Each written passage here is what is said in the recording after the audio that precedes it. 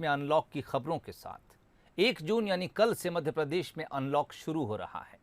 प्रदेश सरकार ने सभी जिलों को अनलॉक के राज्य स्तरीय गाइडलाइन भेज दी है। भोपाल में शनिवार और रविवार को लॉकडाउन रहेगा। इसके अलावा 100 से ज्यादा कोरोना दल बनाए जाएंगे। रोजाना रात 8 से सुबह 6 बजे तक नाइट कर्फ्यू रहेगा। इसके अलावा दूसरे दिनों में 25% दुकानें खोली जाएंगी। ग्वालियर में 2 शिफ्टों में बाजार खोले जाने की गाइडलाइन है। इस बीच सागर में 4 जून की सुबह 6 बजे तक के लिए लॉकडाउन बढ़ा दिया गया है। इससे पहले दमोह और मुरैना में भी 7 जून की सुबह 6 बजे तक लॉकडाउन बढ़ाया जा चुका है।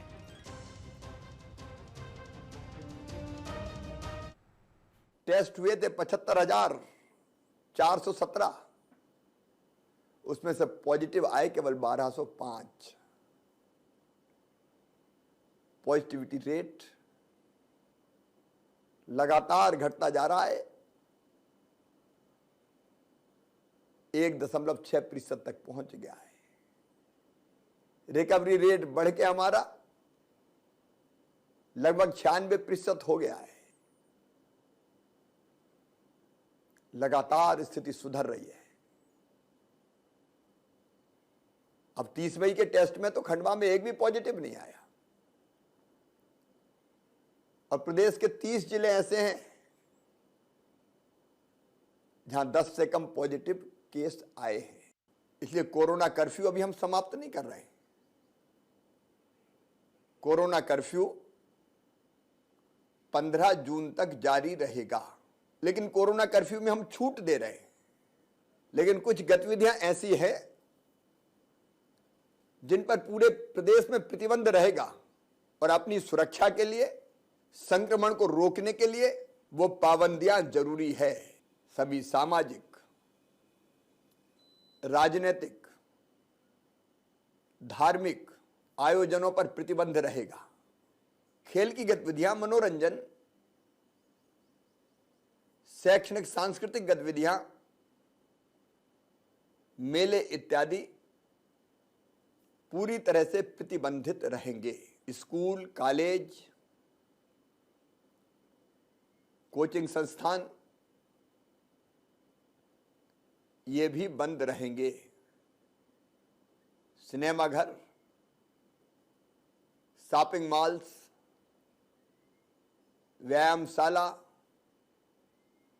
Gym, swimming pool, theatre, picnic spot, bar, auditorium, सभागृह ये सभी बंद रहेंगे। पूरे प्रदेश में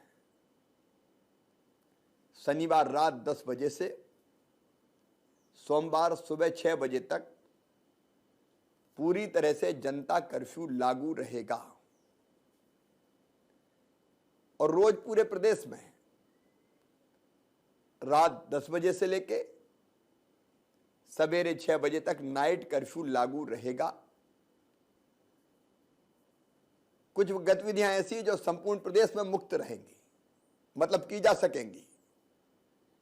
समस्त प्रकार के उद्योग, औद्योगिक गतिविधियां, उद्योगों में कच्चा माल या तैयार माल का आवागमन, अस्पताल, nursing home, clinic, medical insurance companies, अन्य स्वास्थ्य एवं चिकित्सा सेवाएं, पशु चिकित्सा अस्पताल, केमिस्ट, राशन की दुकानें, किराना दुकानें, फल, सब्जियां, डेयरी, दूध, पशु आहार की दुकानें, petrol diesel pump, gas station, रसोई गैस, मंडी, खाद, बीज, कृषि यंत्र की दुकानें, खेती संबंधी सभी गतिविधियां चालू रहेंगी। चलिए, प्रदेश के नाम सीएम शिवराज सिंह चौहान ने अपने संबोधन में उन तमाम चीज़ों को गिनाया जिनको लेकर रियायत दी जा रही है और उन तमाम चीज़ों के नाम भी लिए जिन पर सख्ती और अभी फिलहाल बरकरार रहेगी। 3 शहरों की तरफ रुख करेंगे और जानने की कोशिश करेंगे कि दरअसल रियायत और सख्ती इन शहरों में क्या कुछ देखने को कल से मिल सकती है। भोपाल से इस वक्त हमारे संवाददाता आकर्ष हमारे साथ जुड़े हैं, इंदौर से पीयूष पारे जुड़े हैं और ग्वालियर से हमारे संवाददाता प्रहलाद इस वक्त हमारे साथ जुड़े हैं। शुरुआत ग्वालियर से करेंगे। प्रहलाद, क्या कुछ रियायतें, क्या कुछ सख्ती, और इसके अलावा जो सख्ती होगी उसके लिए क्या कुछ इंतजाम किए जाएंगे? क्योंकि हमने देखा था जब दूसरी बार हमने दूसरी लहर आने से पहले जो कुछ हालात सड़कों पर नजर आए थे, शायद प्रशासन इस बार उससे कुछ ना कुछ सीख जरूर लेगा।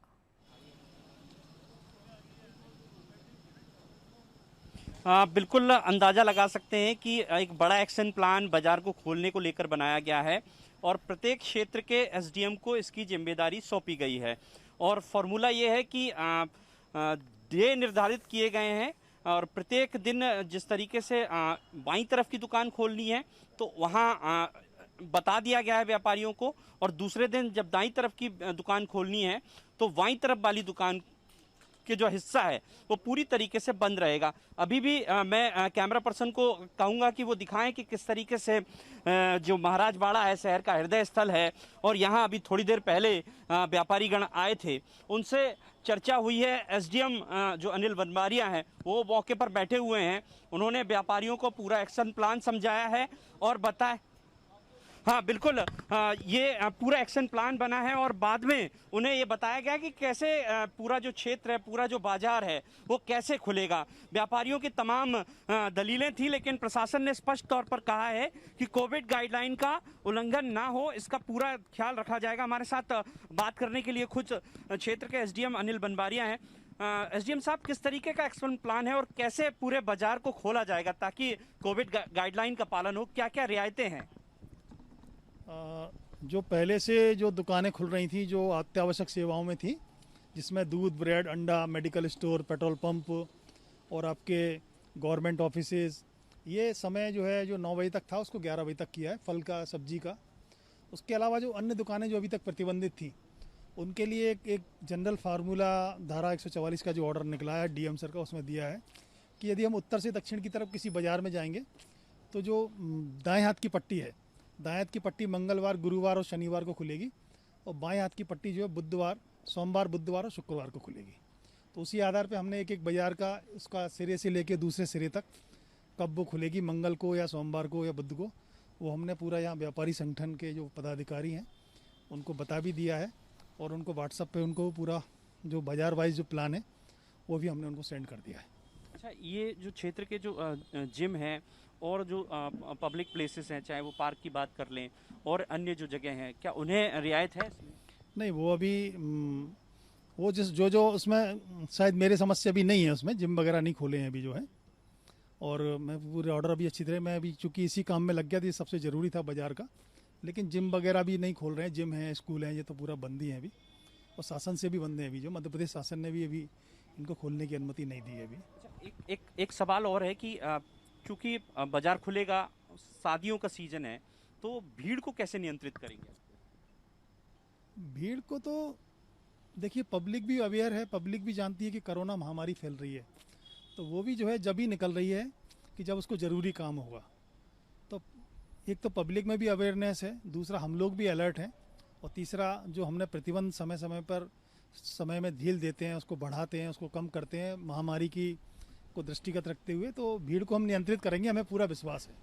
बिल्कुल, यहाँ पर दावा है प्रशासनिक अफसरों का कि भीड़ को नियंत्रित किया जाएगा और व्यापारियों को पूरा एक्शन प्लान बता दिया गया है कि किस तरीके से बाजार को खोलना है। व्यापारी सहमत भी हैं। दूसरी तरफ हम अगर बात करें तो रविवार का कोरोना कर्फ्यू रहेगा, जनता कर्फ्यू रहेगा, जो शनिवार रात से प्रभावित हो जाएगा। तो इस तरीके से एक पूरा एक्शन प्लान है ताकि संक्रमण को भी ना फैलने से रोका जाए, संक्रमण को फैलने से रोका जाए और तमाम एहतियात यहाँ पर बाजारों में बरते जाएंगे। बिल्कुल, ग्वालियर में जिला प्रशासन इस बात के लिए तैयार है कि जो कुछ रियायतें कल से दी जानी हैं उसको लेकर नज़र भी रखी जाएगी और लोगों को जागरूक करने या फिर लोगों से जागरूकता की उम्मीद की बात भी प्रशासन की तरफ से कही जा रही है। ये जिम्मेदारी आपकी, हमारी और सबकी भी है।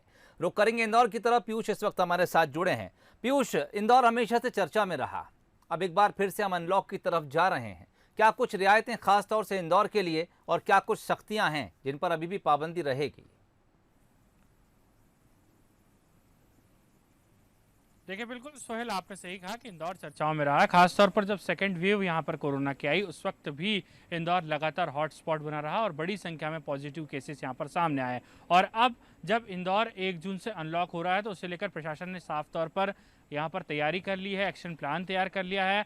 और ख़ास तौर पर इंदौर चूँकि मध्य प्रदेश की व्यावसायिक राजधानी कहा जाता है, लिहाजा यहाँ पर जो व्यापारी हैं, ख़ास तौर पर जो अलग अलग व्यापारिक संगठन हैं, उनकी मांग थी कि यहाँ पर दुकानें खोलने की अनुमति दी जाए और उसी को लेकर प्रशासन ने यहाँ पर विशेष तैयारी की है। जिसमें अगर बात करें तो जो खेरची किराना दुकानें हैं वे 12 बजे तक खुलेंगी और सोशल डिस्टेंसिंग का पालन यहाँ पर किया जाएगा।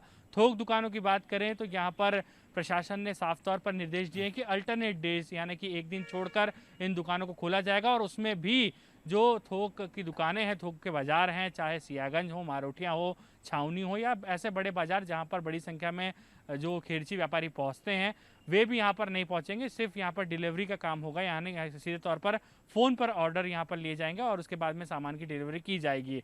दूसरी तरफ अगर हम लोग बात करें तो इंदौर चूँकि अब भी यहाँ पर इंदौर से खतरा पूरी तरह से टला नहीं है, अभी भी पॉजिटिव केसेस सामने आ रहे हैं। ऐसे में 15 जून तक किसी भी तरह के शादी समारोह की अनुमति यहाँ पर नहीं दी जाएगी। 10 लोग यहाँ पर अंतिम संस्कार में शामिल हो सकेंगे। उसके साथ ही धार्मिक स्थल यहाँ पर बंद रहेंगे, स्कूल कॉलेज पूरी तरह से बंद रहेंगे। शासकीय कार्यालयों की बात करें तो यहाँ पर 50% कर्मचारियों की उपस्थिति में यहाँ पर कार्यालय खोले जाएंगे। अधिकारी जरूर यहाँ पर शासकीय कार्यालयों में मौजूद रहेंगे। दूसरी तरफ एक बात, अहम बात यह है सोहेल कि जब अनलॉक यहाँ पर हो रहा है शहर, तो जो आर्थिक गतिविधियां हैं वो कैसे पटरी पर लौटे, इसके लिए भी कहीं ना कहीं यहाँ पर प्रशासन की कोशिश और जनप्रतिनिधियों की कोशिश नजर आ रही है। लेकिन इन तमाम चीज़ों के बीच में एक चीज़ काफ़ी महत्वपूर्ण है, वो है वैक्सीनेशन, यानी कि टीकाकरण का काम तेजी से हो, लोग इसके लिए अवेयर हों और ज़्यादा से ज़्यादा टीकाकरण हो। इसे लेकर भी प्रशासन पूरी तरह से यहाँ पर जागरूकता अभियान चलाएगा और इसके लेकर कल से यहाँ पर ड्राइव इन सेंटर्स की शुरुआत भी कर दी जाएगी। तो एक तरफ अनलॉक की प्रक्रिया है और दूसरी तरफ सोहेल कहा जा सकता है कि वैक्सीनेशन को लेकर जनता को जागरूक किया जाएगा। बिल्कुल, वैक्सीनेशन इस वक्त तमाम जगहों की ज़रूरत है पीयूष, न सिर्फ इंदौर बल्कि मध्य प्रदेश के साथ साथ पूरे देश में इस वक्त ज़रूरत है कि वैक्सीनेशन ड्राइव जो है उसे तेज़ी के साथ चलाया जाए। आकर्ष इस वक्त हमारे साथ जुड़े हुए हैं, भोपाल संवाददाता हैं। आकर्ष, जानना चाहेंगे राजधानी में कल से क्या कुछ रियायतें, क्या कुछ पाबंदियाँ? सोहेल, जिस तरीके से तमाम जगहों पर जो छूट दी जा रही है उसमें भोपाल है, जो रोज़मर्रा की चीज़ें हैं वो खोली जाएंगी। दूध हो, फल हो, सब्जी हो, नमकीन की दुकानें हैं, इनमें छूट दी जाएगी। ये 8 बजे तक खुल सकती हैं। उसके बाद दूसरी जो गतिविधियाँ हैं, चाहे उद्योग से जुड़ी हों या अन्य व्यवसाय हों, जैसे कि जो हम बात करें इलेक्ट्रिकल्स की दुकान हो, ई कॉमर्स की दुकानें हों, इनको सिर्फ 6 बजे तक की खोलने की परमिशन रहेगी। उसके बाद रात 8 बजे से लेकर सुबह 6 बजे तक जो है कोरोना कर्फ्यू जारी रहेगा। उसके बाद शनिवार और रविवार में 2 दिनों के लिए कोरोना कर्फ्यू लगाया गया है, क्योंकि राजधानी भोपाल में जो संक्रमण दर है वो पूरे प्रदेश में सबसे ज़्यादा है। यही कारण है कि 2 दिनों के लिए जनता कर्फ्यू या कोरोना कर्फ्यू लगाया जाएगा, जिसमें अपील यही की जाएगी कि ज़्यादा से ज़्यादा इसका पालन किया जाए, जिससे संक्रमण की दर को और कम किया जा सके। और यदि मैं बात करूं जो परिवहन सेवा की, तो परिवहन सेवा में बस संचालित की जा सकती हैं, लेकिन 50% क्षमता के साथ ही संचालित की जाएंगी। उसमें टैक्सी और ऑटो की बात करें तो सिर्फ 2 सवारी ही उसमें बैठ सकेंगी। और तमाम जगहों पर कपड़ा व्यापारियों की बात करें तो अभी तक उसको लेकर निर्णय नहीं लिया गया, मतलब कपड़ा दुकानें हैं जो अभी बंद रहेंगी। बड़े बाजार जो खुलेंगे उसमें कोविड गाइडलाइनों का पालन किया जाएगा। प्रशासन भी राजधानी भोपाल में सख्ती बरतेगा। कल से जरूर 49 दिनों के बाद राजधानी भोपाल अनलॉक की तरफ बढ़ रही है, लेकिन 2000 जवान जो हैं चौराहों पर तैनात रहेंगे। उसके बाद जो नगर निगम के वार्ड हैं, 85 वार्डों में, जिनमें भी 70 से ज़्यादा मरीज हैं अभी एक हफ्ते में या एक दिन में 10 से ज़्यादा संक्रमित मरीज निकल के आ रहे हैं, वो पूरी तरीके से लॉक रहेंगे। उसमें एक 53 नंबर वार्ड है जिसमें रोहित नगर है, त्रिलंगा है, जो इलाके इसमें आते हैं वो पूरी तरीके से लॉक रहेंगे, क्योंकि वहाँ पर अभी संक्रमण काफ़ी तेज़ी से फैल रहा है। मतलब साफ है, रेड जोन जो है राजधानी भोपाल के वो अभी खुलेंगे नहीं, उनमें सख्ती बरती जाएगी और उन्हें भी कोशिश की जाएगी कि ऑरेंज और येलो जोन में लाया जाए, ग्रीन जोन में लाया जाए, जिससे संक्रमण की दर कम हो। सोहेल, ठीक, पाबंदियां ज़रूरी हैं ताकि संक्रमण की दर को तेज़ी से फैलने से रोका जाए। आकाश, बहुत शुक्रिया। पीयूष, आपका भी शुक्रिया। प्रहलाद, आपका भी शुक्रिया। कल से मध्य प्रदेश में ज़्यादातर जगहों पर अनलॉक हो रहा है, लेकिन इस अनलॉक के मायने ये नहीं कि सब कुछ खोला जा रहा है। कुछ चीज़ों पर अभी भी पाबंदियां रहेंगी, खासकर वो तमाम जगहें और चीज़ें जिसको लेकर भीड़ जमा होती है या फिर भीड़ के